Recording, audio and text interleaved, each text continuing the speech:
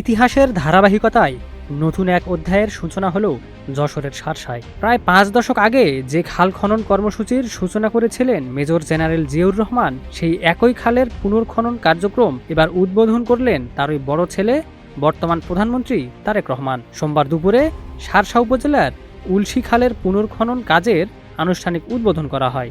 নতুন নাম ফলকে উল্লেখ করা হয়েছে, এই খাল, যা জিয়া খাল নামে পরিচিত, তার পুনর্খনন কার্যক্রম উদ্বোধন করেছেন প্রধানমন্ত্রী। উল্লেখ্য, 1976 সালের 1 নভেম্বর উলশি যদুনাথপুর বেদনা নদীর সংযোগ প্রকল্পের আওতায় স্বেচ্ছাশ্রম ভিত্তিক কর্মসূচি হিসেবে প্রথম এই খাল খননের উদ্যোগ নেওয়া হয়েছিল।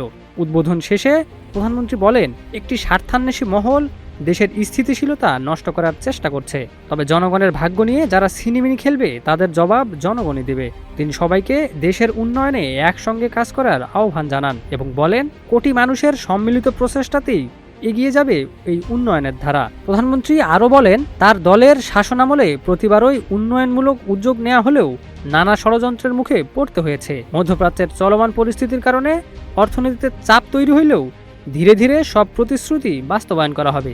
তিনি অভিযোগ করেন, আগের সরকারের সময় বড় বড় প্রকল্পের আড়ালে দুর্নীতি হয়েছে, তবে বর্তমান সরকার ইতোমধ্যে বন্ধ হয়ে থাকা অনেক শিল্প কারখানা চালু করেছে এবং পর্যায়ক্রমে সব কারখানা চালু হলে সৃষ্টি হবে বিপুল কর্মসংস্থান। এদিকে ইতিহাস আর বর্তমানের এই মিলন যেন নতুন করে উন্নয়নের প্রত্যাশা জাগিয়ে তুলছে স্থানীয়দের মধ্যে।